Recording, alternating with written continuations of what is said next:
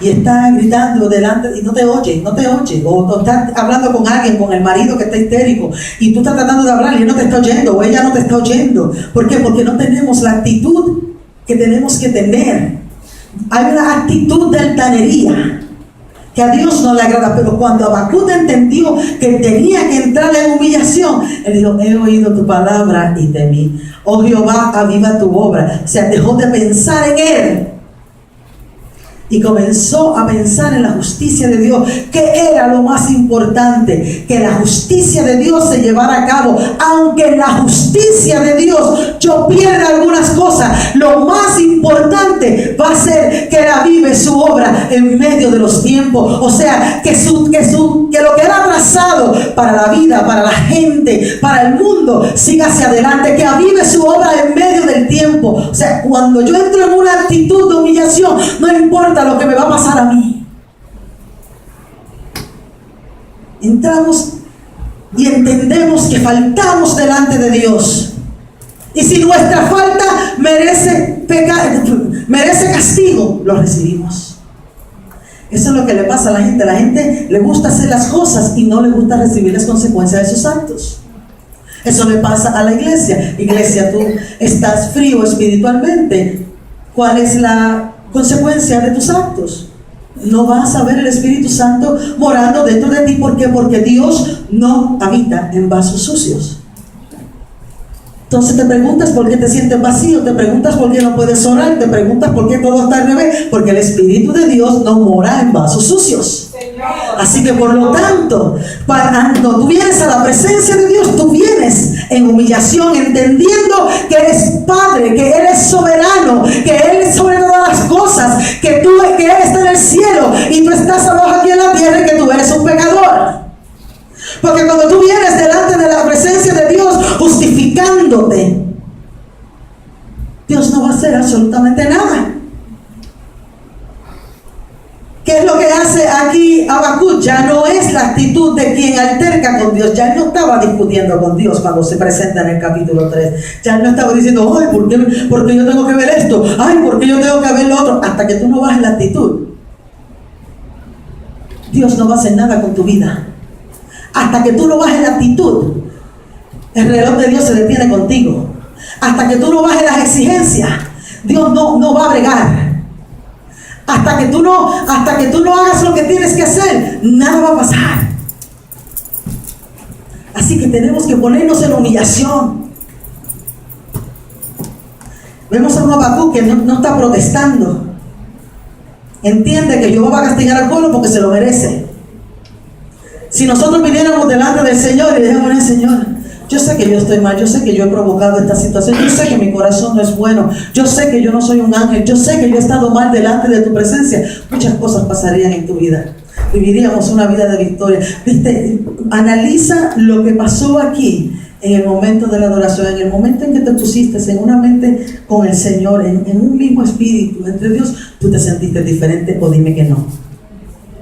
Te sentiste diferente. ¿Por qué? Porque entraste en acuerdo con Dios. Porque cuando tú entras en humillación, tú entras en acuerdo con Dios. Ya no era su razonamiento. Amén. Él había entendido lo que Dios iba a hacer y era necesario que lo hiciera.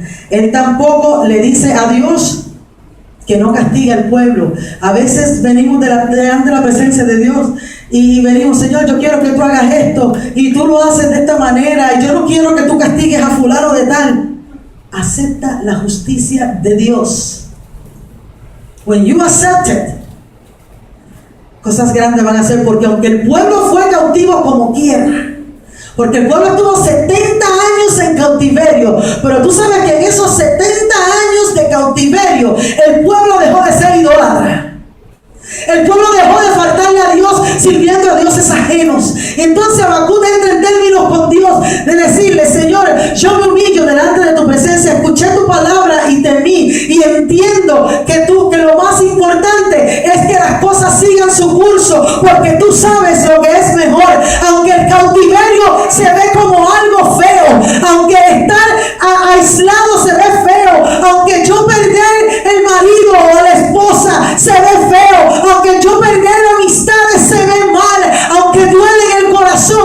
Señor, tu voluntad siempre, siempre es buena y perfecta para mi vida. Siempre es buena y perfecta para mi vida. Aunque no sea lo que tú quieres ver, la voluntad de Dios es buena y perfecta. Y más adelante tú vas a entender por qué. Muchas personas dirán, pero ¿cómo puede ser la voluntad de Dios perfecta y buena el perder a un ser querido, a un hijo, a un hermano?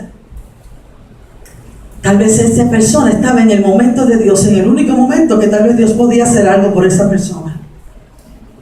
Y tú tienes que aceptarlo.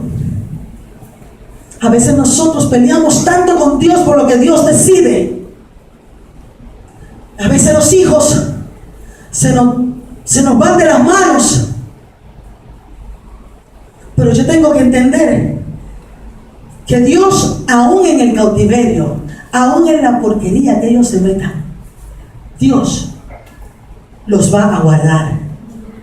Porque la voluntad de Dios es perfecta. Y cuando yo me desconecto de mí, de mis sentimientos, de lo que me duele a mí, de lo que yo quiero hacer, entonces Dios se glorifica en la vida de los seres humanos. Y cuando Habacuc entendió esto, entonces él entró en una atmósfera de adoración. Porque después de la humillación, después que tú te humillas delante de la presencia de Dios, entonces tú puedes entrar a adorarlo. Tú no puedes adorar a Dios en medio de tu altivez, porque tu adoración no le llega a Dios.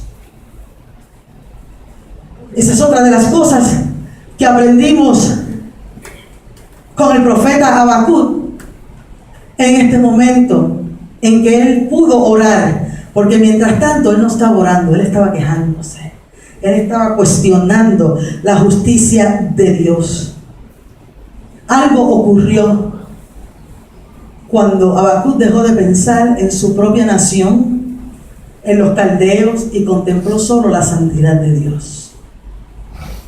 Cuando tú y yo llegamos a ese momento es cuando podemos decir, sea hecha tu voluntad y no la mía. Entramos en crisis cuando no entendemos esto. Habacuc estaba en crisis porque él no entendía eso. Habacuc no podía creer por qué tenía que pasar todo lo que estaba pasando. Y solamente entrando en humillación, él pudo entender la voluntad de Dios. Y pudo entrar en paz con él mismo. Sabes que lo primero que el diablo te quita es la paz. Si el diablo te puede quitar la paz, él a ti te tiene. Pero tú no entras en crisis. Cuando tú entras en humillación a Dios, la crisis se va. Porque tú entiendes que Dios lo tiene todo bajo control. Y empiezas a decir, Jehová, tu voluntad siempre es buena y perfecta para mi vida. Yo no puedo mirar lo que pasa alrededor. Tú no te puedes enfocar en tus hijos. Tú no te puedes... Mira, Habacuc pensaba que él podía salvar a aquel pueblo del cautiverio. Habacuc no podía salvar al pueblo del cautiverio. Madre, tú no puedes salvar a tus hijos del cautiverio, porque eso le toca a Dios. Madre, tú no puedes aplanar el camino para tus hijos, porque es Dios el único que lo puede hacer. Pero cuando tú vienes a exigirle a Dios que Él haga las cosas, Él no va a hacer nada. No porque Él es potrón, no es por eso, sino porque Dios quiere que tú tengas un cambio de corazón antes de que tú puedas ver lo que Dios va a hacer con tus hijos, aunque estén en cautiverio. Para que tú veas cómo Dios te los saca del cautiverio, cómo Dios los saca del fango, cómo Dios los limpia, cómo Dios los transforma. Pero tú tienes que aprender a decir, sea tu voluntad y no la mía. Tienes que aprender eso. Iglesia, tenemos que aprender eso. Porque no avanzamos. Porque nuestros hijos no van a regresar hasta que tú y yo no entendamos eso. Hasta que tú y yo no aprendamos a humillarnos delante de la presencia de Dios y entender que cada uno de esos muchachos tiene un proceso propio que vivir. Nosotros no vamos a ver la victoria en nuestros hijos. Hasta que tú no entiendas que tú lo que necesitas es una actitud de humillación, nada va a cambiar en tu matrimonio.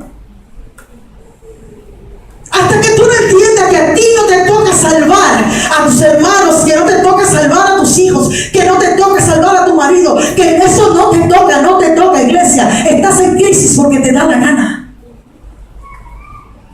El Señor quiere que tú aprendas a entrar en humillación y dejar que su voluntad siga su curso. No trates de parar el plan de Dios. No pares el plan de Dios. Entra en humillación y entonces tú vas a poder entrar en adoración. Y entonces cuando tú entras en adoración es cuando en el momento en que tú te vaciaste de ti, acepta la voluntad de Dios en tu vida y tú ves la gloria de Dios, tú sientes su presencia. Ya cuando tú no oras con un lamento, ya cuando tú no oras con pesar, ya tú no oras reclamando, ya tú no oras cuestionando, tú oras en confianza, entendiendo que Dios tiene tu situación en sus manos. Porque antes de que tú entres a adoración te tienes que quebrantar. No hay de otra. Te tienes que quebrantar. Tienes que aceptar que tú no tienes el poder ni la autoridad. No importa en cuánta crisis estés, vas a gastar un dineral en psicólogo, en psiquiatra y te vas a beber la farmacia. Y nada va a cambiar en tu mente ni en tu actitud. Tus hijos no necesitan un psiquiatra. Tus hijos necesitan a Cristo. Tus hijos necesitan una madre que esté orando por ellos, pero orando de la manera correcta.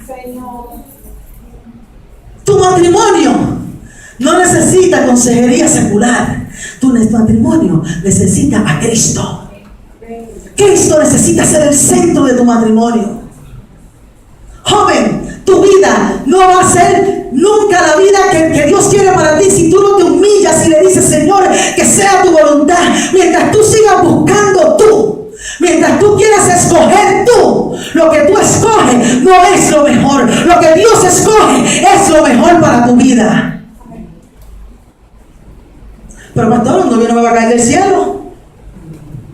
Claro que te puede caer del cielo. Hasta el momento, todo lo que te has buscado, ¿ha valido la pena? No. ¿Por qué? Porque lo escogiste tú. Porque no has puesto a Dios al frente. Because you settle for less. Porque Dios quiere lo mejor para ti. Dios tiene lo mejor para ti. Lo que pasa es que no te da la gana de esperar. Y entonces entras en crisis. Dios mío, tengo 25 años y no me he casado. So what? Dice el apóstol Pablo, mejor le es al hombre no casarse. Y con eso incluye a la mujer también. ¿Por qué? Porque el soltero se puede dedicar a las cosas de Dios. Ya cuando te unes en matrimonio con alguien, ya cambia la historia. A menos que los dos no estén en el mismo número y no sea un problema. ¿Por qué? Porque Dios requiere gente que sepan humillarse delante de su presencia. Humillarse no es hacerte menos. Tú no eres menos porque lloras en el altar y pides la voluntad de Dios, que Dios machaque tu carne, porque mira que esta no quiere hacer lo que el Espíritu quiere. Esta quiere hacer lo que le da la gana. Y mientras Habacuc le dio rienda suelta a esta, entró en crisis, se quejó, gritó, pataleó, hizo de todo un poco. Pero cuando entró en humillación, entonces pudo entrar en una adoración profunda.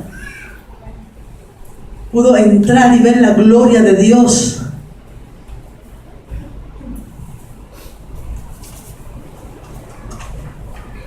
Santo es el Señor. Entramos a la adoración. Y cuando tú entras a la adoración, estás en ese lugar secreto. Aunque estés en medio de mucha gente, estás en ese lugar secreto, escondidito entre Dios y tú. ¿Quién por un momento aquí pudo olvidar que había alguien al lado de él mientras adoraba? Yo pude. ¿Cuánto lo pude? Yo pude hacerlo. Que era Dios y yo.